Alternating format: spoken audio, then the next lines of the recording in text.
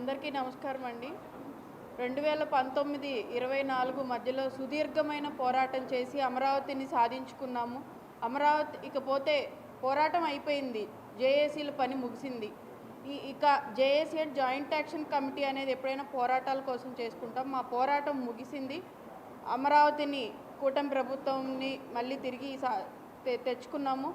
ఇకపోతే చిన్న చిన్న సమస్యలు అనేవి ఎప్పుడు కూడా అభివృద్ధికి ఆటంకం కాకూడదు అని చెప్పి మేము ఈరోజు ఆ గ్రామాల్లో ఉన్న చిన్న చిన్న సమస్యలు ఎవరికి చెప్పుకోవాలో కూడా, ఎలా పరిష్కరించుకోవాలో కూడా తెలియని పరిస్థితుల్లో రైతులు ఉన్నారు. వారందరూ సోషల్ మీడియా వేదికగా వాళ్ళ సమస్యలను చెప్పుకుంటున్నారు. దీనివల్ల ఈ సమస్యలు బయటకు బహిర్గతమై అమరావతిలోనే వాళ్ళ రైతుల సమస్యలే పరిష్కారం అవ్వట్లేదు, ఇంకా ఈ రాష్ట్రం పరిస్థితి ఏంటి అని చెప్పి ఈ జగన్మోహన్ రెడ్డికి ఆసరాగా అవుతున్నాయి అని చెప్పి ఇలా జరగకూడదు.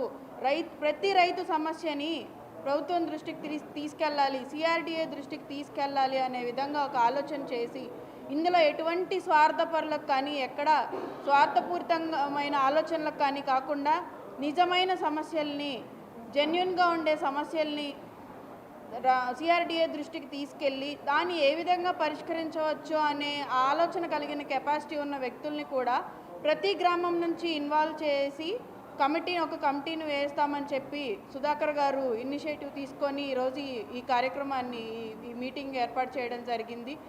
నిజంగా మేమందరం దీన్ని స్వాగతిస్తున్నామండి. ఇంతకుముందున్న జేఏసీలు ఏంటంటే అన్ని పార్టీల నుంచి కావాలి, మనకి సహకరిస్తున్న వాళ్ళు, మద్దతు ఇస్తున్న వాళ్ళు అన్ని పార్టీల నుంచి ఉండాలి అని చెప్పి తీసుకున్నాం. ఇప్పుడు అలా కాకుండా అది ఆ జేఏసీలు ఏంటంటే గ్రామాల్లో ఉన్న ప్రతి రైతుకి కాంటాక్ట్ ఉండలేకపోతున్నారు. కాబట్టి ప్రతి గ్రామంలో ఉన్న రైతులనే ఈ కమిటీలో ఉంటారు. కాబట్టి సమస్యల పరిష్కారం సులువుగా అవుతుందని భావిస్తున్నాము. మేము ఈ పరంగా రైతుల సమస్యలు పరిష్కారం అవుతాయని మేము కూడా నమ్ముతున్నాం. కాబట్టి ఈ కమిటీని మేము మనస్ఫూర్తిగా స్వాగతిస్తున్నాం. పార్టీలకు అతీతంగా ఇప్పుడు కూడా ఒక పార్టీనే కాదు, పార్టీలకు అతీతంగానే రైతులకు ప్రాతినిధ్యం ఉద్యమం చేసినప్పుడు ఎవరికైతే వాయిస్ ఉందో, ఎవరైతే అన్ని కులాలతో అన్ని మతాలతో సఖ్యతగా ఉంటారో అలాంటి వారందరినీ కులాలకు అతీతంగా, పార్టీలకు అతీతంగానే ఈ కమిటీ వేయడం జరుగుతుంది అని సుధాకర్ గారు మా అందరికీ తెలియజేశారు. మేమందరం కూడా దీనికి మద్దతు ఇస్తున్నామండి.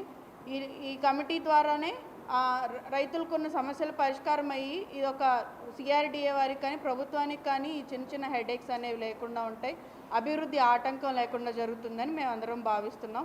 ఈ కమిటీని అతి త్వరలో కమిటీ మెంబర్స్ని అందరినీ కంప్లీట్ చేసి ఈ ప్రాసెస్ అంతా కంప్లీట్ చేసి త్వరలో మళ్ళీ అనౌన్స్ చేస్తామని తెలియజేసుకుంటాం.